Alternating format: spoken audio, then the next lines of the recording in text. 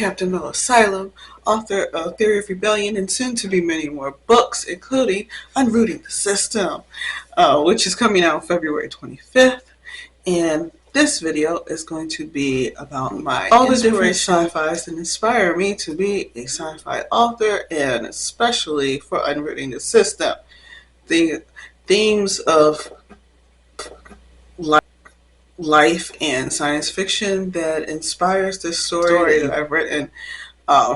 So if you find this video interesting, you may find my book interesting, or you just want to talk to me about the themes. First theme. Indigo, what is religion? The belief in and worship of a superhuman power or powers, especially a god or gods. A particular system of faith and worship. A pursuit or interest to which someone ascribes supreme importance. One of the biggest things in religion that we see in science fiction are aliens that are more advanced who come to help out the poor humans, or in some cases like Star Trek, some humans that come to civilizations that are primitive and are seen as gods. It's such a trope that Star Trek Lower Decks pokes fun of it, because that's what Star Trek Lower Decks does.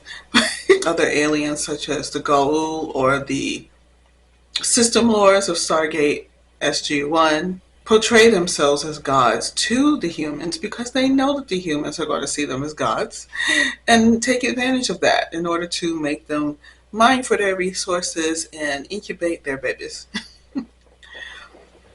Some religion comes from belief in the things around them, trying to make sense of the things around them. So they come up with fantastic explanations for those things. We find them on Earth and we find them in science fiction. We find them in real Earth and we find them in the imaginations of people, which is where most of the stuff comes from in the first place. So what's the difference?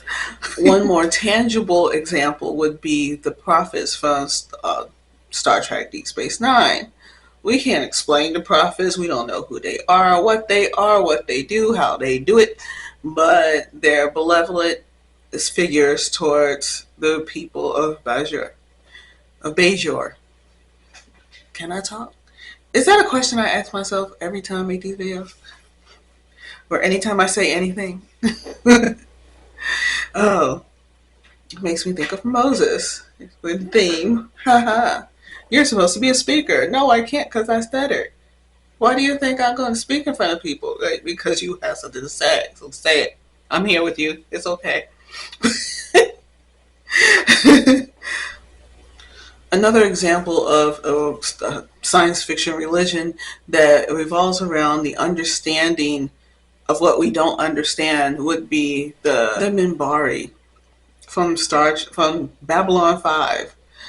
Basically, their religious caste is based on understanding as much about the world as they do. Their religion is to understand. And you could kind of, maybe somebody's going to be pissed at me for saying this, say the same thing about the Vulcans.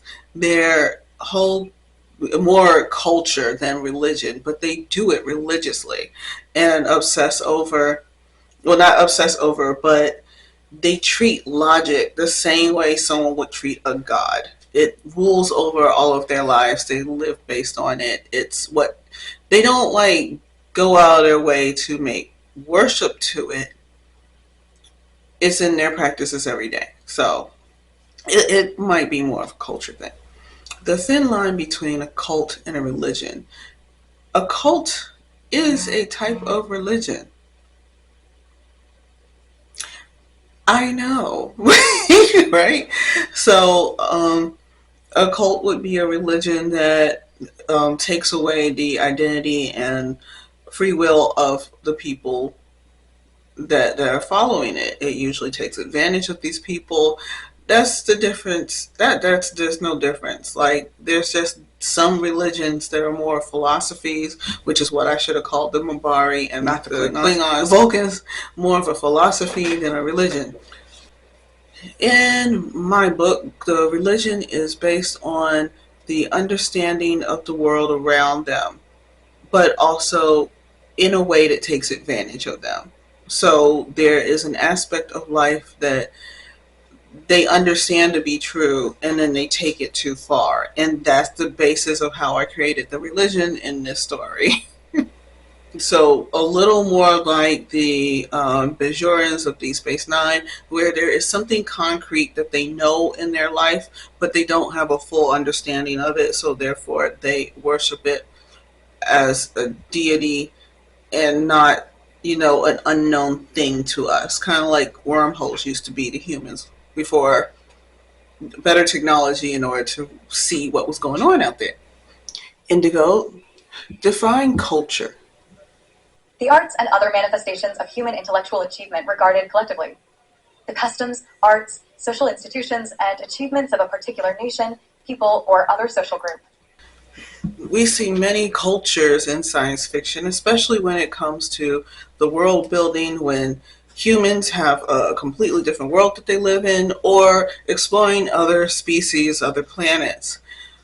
Klingon culture is one that stands out the most to me because it's one that we really get to know. In Deep Space Nine and Next Generation, we get to really meet Klingons and learn so much of their culture, especially from Dax, who used to lived with Klingons.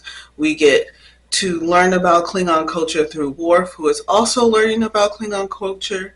So, and not to mention B'Elanna. B'Elanna is kind of a like crossover between really explaining the differences between the two as an individual living biologically as both. In Stargate Atlantis, we get to meet lots of different human colonies that have different cultures based on the same thing, surviving the race. Their customs are mostly based on what they have to do to survive the wraith, whether or not it's we live to the fullest because we know we're going to die soon, or it's which is also we see in Star Trek Discovery, with a whole species of people who are worshiping another species that is feeding on them, like they're in a dystopian bliss. They have no idea they're in dystopia. And it's more of a cult because, and they don't know that they are being taken advantage of. No one who's in a cult knows that they're in a cult. But I think when they figure out that they're in a cult, that's when they get out. It's not like, yes, I am in a cult. No, that doesn't happen. At least I hope not. In Babylon 5, the Centauri are a race based on conquering others. It's the whole other contrast of survival.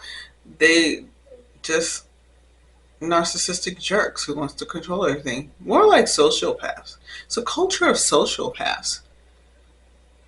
It's terrifying. It's even more terrifying when you know that they're based off human societies. Aren't they all though? Some people compare the Klingons to Vikings. I don't know enough about Vikings in order to say that's what it is. But what I know of Odin, yeah, maybe.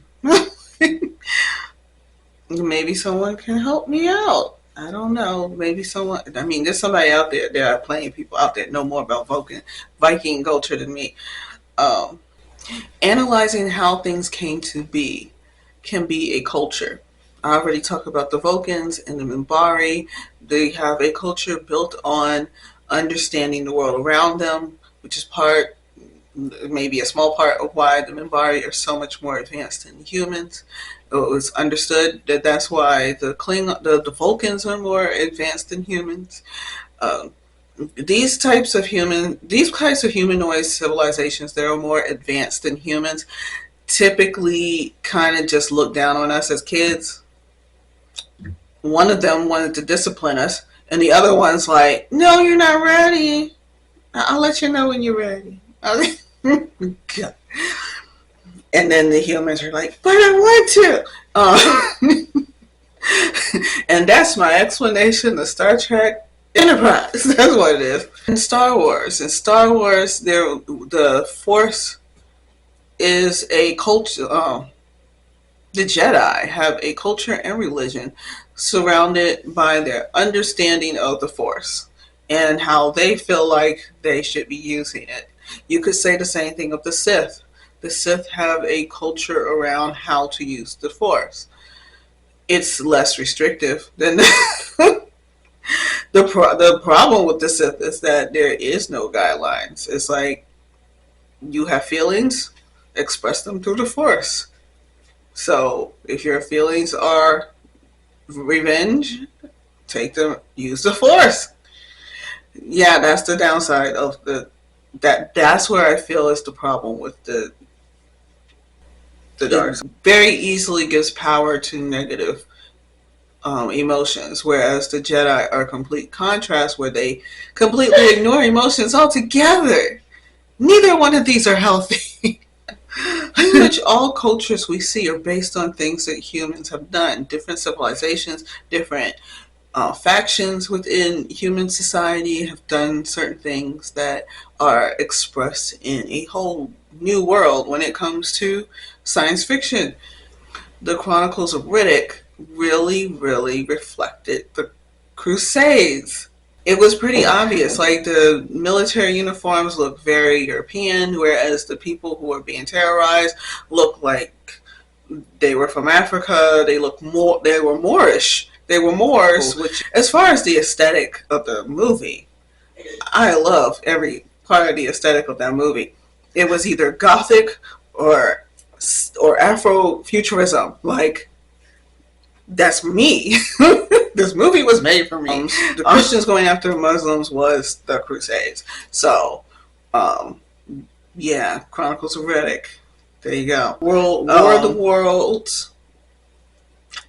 Any of them. Anytime you have aliens invading Earth, that is an idea of human history. And whenever we see aliens invading, it's always written from the perspective of because they have higher technology that obviously they're going to want to take over, because in human history when you've had societies with more technology they have invaded, which is not always the case, because arguably I would say that China had more advanced technology than Europe at the time.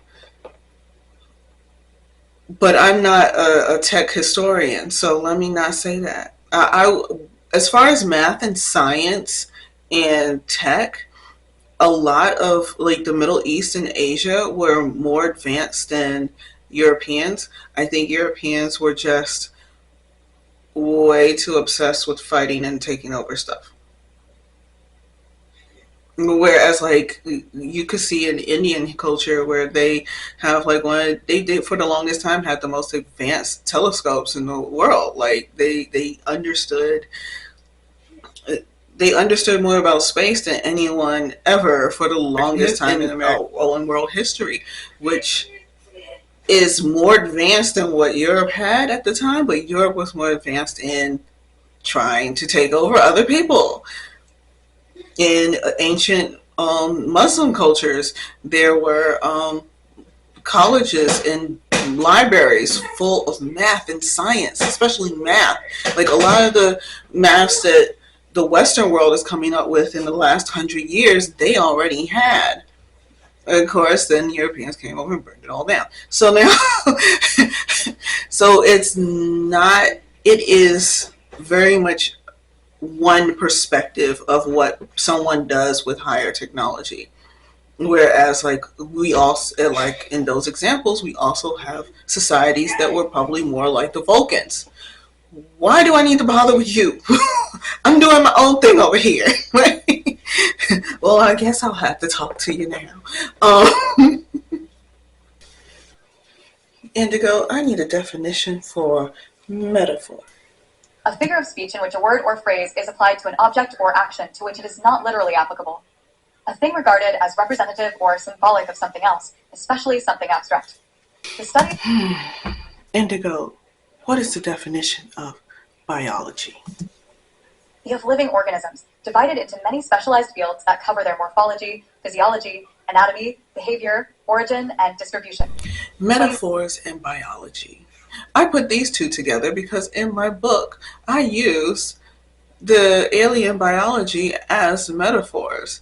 Most of my, well, the entire book is a journal. It's documentation from one person's perspective of a archaeological like adventure journal type experience, and she grows from it. So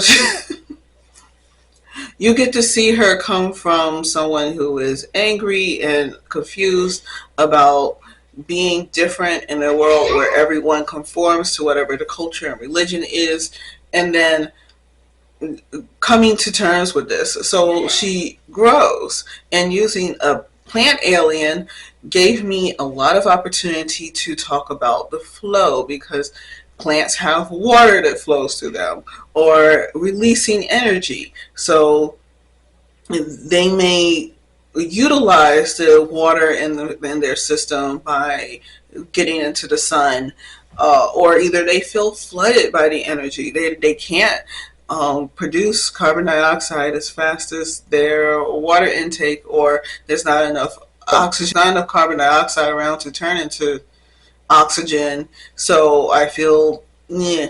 Then there's also wilting. Plants wilt, or their leaves just kind of fall, or when they get what they need and they're strong and they're reaching for the sun, their leaves are standing up. Those are, you can compare those to feelings, and that's what I play with through the entire book. The growth of this character based on how her biology grows and uses energy, because everything around us is energy. Our feelings are energy. The mood of other people are energy. Dealing with other people is a big thing for her. She doesn't like.